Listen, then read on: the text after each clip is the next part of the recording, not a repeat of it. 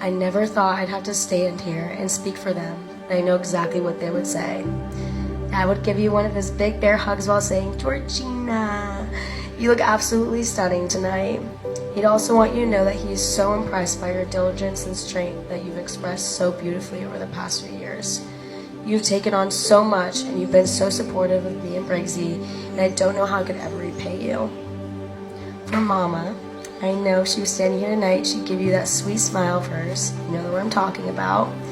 And she'd thank you for being such a wonderful daughter and for always supporting her. It's like you have a family member radar 24/7 that alerts you when one of us needs extra love. And even during your craziest, busiest times, you drop everything you're doing to give of yourself. No questions asked.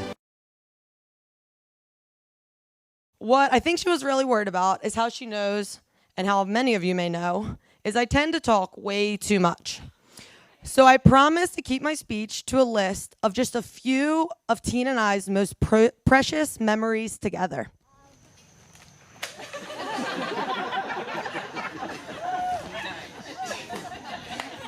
When Tina and I met, we were 4 years old.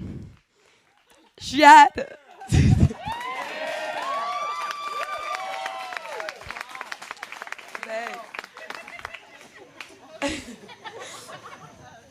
When Tina and I met, we were 4 years old.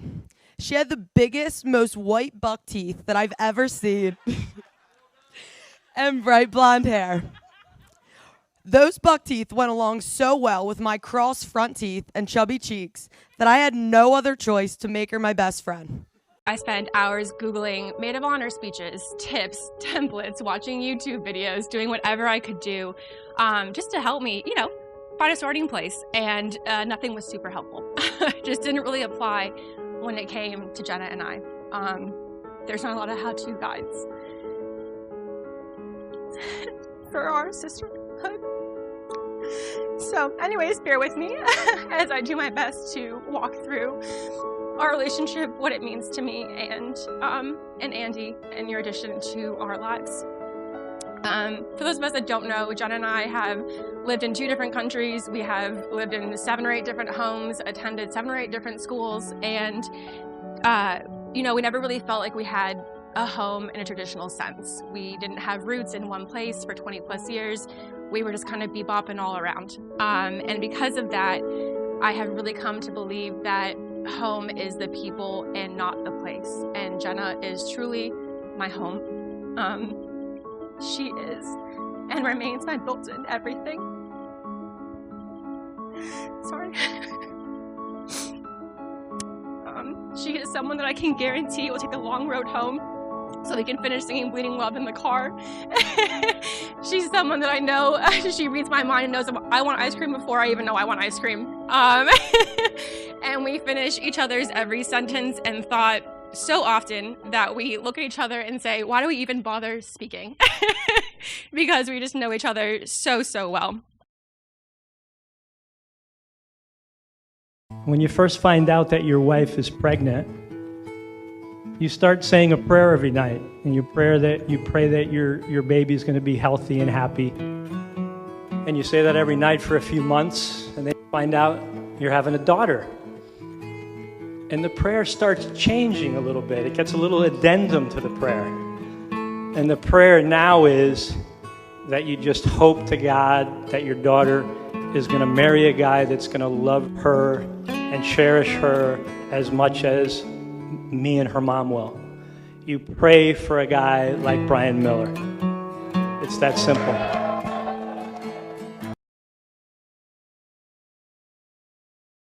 I just want to start off by saying Shelby is truly one of the luckiest girls to have met such a loving, caring, talented, outgoing, funny person when I was born.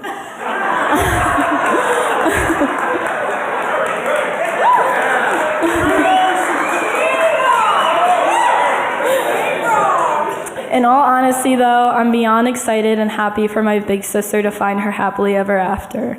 If anyone deserves it, it's her. And Randall, even though you were considered family a while ago, it's kind of cool to have you as brother-in-law legally. And I'm sure you're so excited to have another sister. You've allowed my sister to consistently have open arms to me, whether that involves visiting foster kittens or a place to stay for the night. You've also shown her love and support, which I can never thank you enough for. Shelby, despite our age difference and how many times I told on you or sprayed Febreze in your face, which I still can't explain that one, but it had to have been your fault. Yeah. You are my role model, and I constantly took after you from music to style, and the style that usually meant stealing your clothes. I adored you even when I didn't show it, and I still adore you to this day. You're always there for me no matter how difficult I might be. You are kind, forgiving, and for someone who has been through so much, I never saw you lose your heart. You are truly and will always be the moon to my sun. I love you both, and today is as amazing and beautiful as you two. Maybe you guys just want to look at each other in the eyes really quick. Just look at each other, yeah? And just know that the person you're looking at right now is statistically most likely to murder you.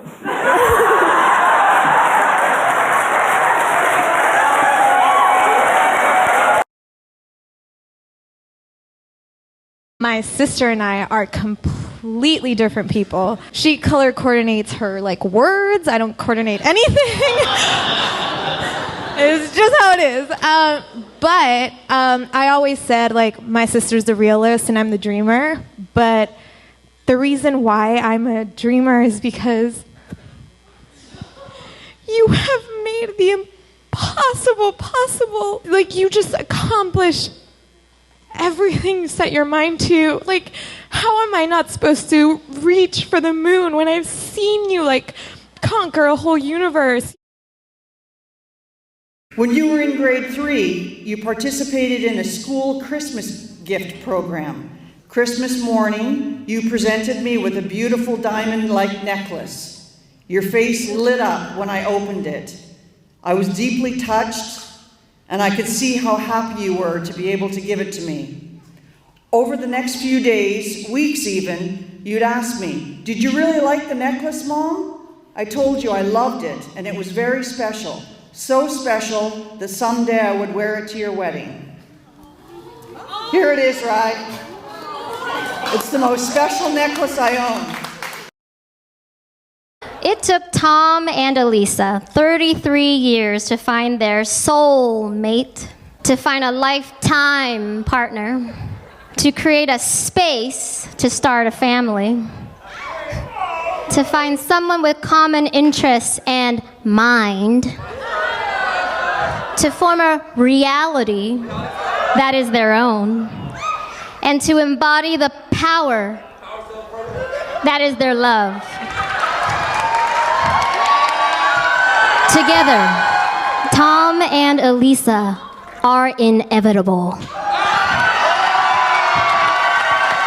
Snaps fingers. My brother got married, and I had to give a speech, so here is how it went.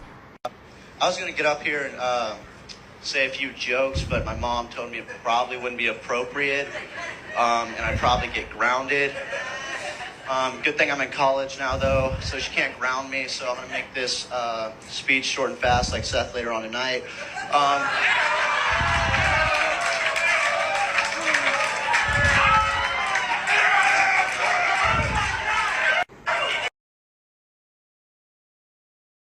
I know what all of you are thinking. You're like, Jamie's the matron of honor, that's why she's speaking. And my dad, Bill, he spoke because he's the father of the bride. And you're probably going to hear from Ashley and Max because that's the maid of honor and the best man. And they're all supposed to speak. But why is Ryan speaking? I'm the brother of the bride. All right? And it's about time that the brother of the bride starts getting a little bit of respect on wedding night. Because we're involved, but nobody really knows our role. For example, I had the privilege of going on the bachelor party with Robbie and all his groomsmen, which was awesome. But in the first 24 hours, the best man shot me with 2 fireworks and rolled a dune buggy on top of me. Well, good evening, everybody. My name is Tim Rapay, and I am the father of the bride. A very proud father, but thank you all so much for joining us. This beautiful venue. You know, Timmy is such a worrier. I don't think well, actually, most of you who know her know that. And that gene probably comes from my side of the family, so I apologize. But today it was beautiful at the church. Everything you guys did. This room is gorgeous. Outside was gorgeous. You guys are, and as far as I can tell, nobody from Ohio University has taken their clothes off yet.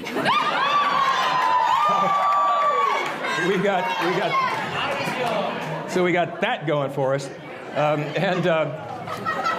Timmy was asked me a couple of times if I was going to have this talk prepared.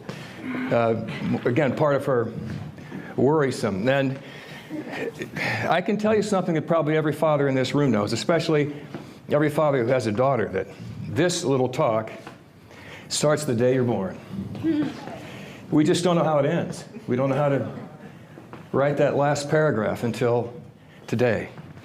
And what a opportunity to talk about these two guys. I think that everything that a father wants for a child is in fact, I was talking with Ann Morton tonight, as a matter of fact. She doesn't know she wrote my speech. Is we want them to have purpose. You know, if we can have them something that gets us up in the morning and keeps us up at night, then that gives us joy and value beyond riches, but even sometimes riches. It's having a purpose. And if you can find somebody to share that purpose with you, then that's relationship gold. It's uranium. It's Bitcoin. It's unobtainium. Pick your currency. It's Ethereum, that's right, Ethereum. And what we witnessed today was that. Maybe this is an oversimplification of this very complex relationship called marriage, but it's about finding something you love and then finding somebody you love. Finding something you love and finding somebody you love and just never letting go. And that's what I think we witnessed today, at least the beginning of that. What you don't know that the people in this room do know. We have folks here from California, from Canada. Bizarre. There we go. She already told us that she lives there because she lost a bet.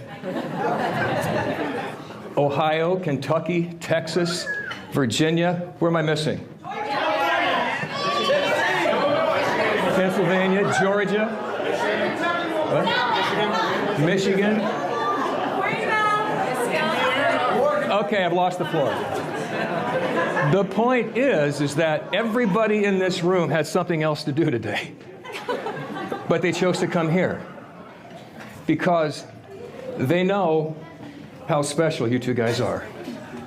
They know that individually you are extraordinary individuals, and together you can change the world. At least you can make it better for the rest of us. There's no doubt in my mind. Now, most fathers-in-law, new fathers-in-law, will stand in front of you with their fingers crossed behind their back, hoping that their daughter's done the right thing. I'm in kind of a unique position that Tyler and I have worked together for the last 2 years. When I say work together, I mean we have traveled the Midwest hours and hours in my truck and unbelievable amounts of hours in the heat helping kids learn baseball and teaching coaches how to coach baseball and attending clinics and getting angry with one another and kissing and making up and living in hotels everywhere. I don't know how many times we've door-dashed Chipotle. And he's even got me on the golf course, which I didn't think anybody would ever be able to get me back on the golf course. And so I have the wonderful perspective of not having to cross my fingers behind my back because you've married a good man here. You're here. Yeah. Yeah, let's...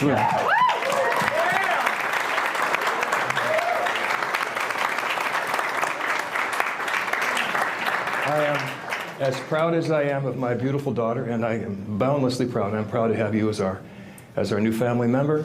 I love you, kid, and I love you. And if you will raise your glass, please. Timmy and Tyler Wells, on this day, God shined upon you. And we all hope that for the rest of your lives, he shines upon you every day. To Mr. and Mrs. Tyler Wells. Hello, everyone. This is honestly kind of difficult for me because anytime I've ever had to write a speech, I would just call Lexi and have her write it for me. But I was alone this time, so here I am. I'm Ashlyn, if you don't know me. I'm Lexi's favorite sister and her maid of honor. I'm going to be honest, I'm probably the worst maid of honor ever. I'm the worst at planning anything. Well, Lexi told me a year ago that I was going to be her maid of honor and I should start preparing my speech. So I started thinking about this like 3 days ago. And Lexi basically had 2 jobs for her wedding. One was being the bride and the other was fulfilling my role as the maid of honor. And if you notice, you probably know that Lexi and I are complete opposites. She's always been such a planner and always set a standard that was so high. I decided that trying to keep up with her was just too exhausting, so I just gave up. Most of you won't know this, but when Ryan asked the big question, I said no. This big question, however, was when Ryan and I had just met. We were in town together, and he sent me a text. You coming home with me or nah?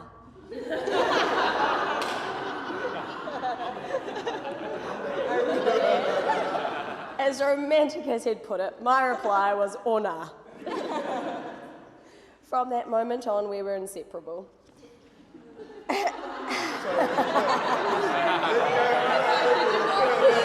didn't know. And we built an amazing friendship, which is now a solid foundation for our relationship.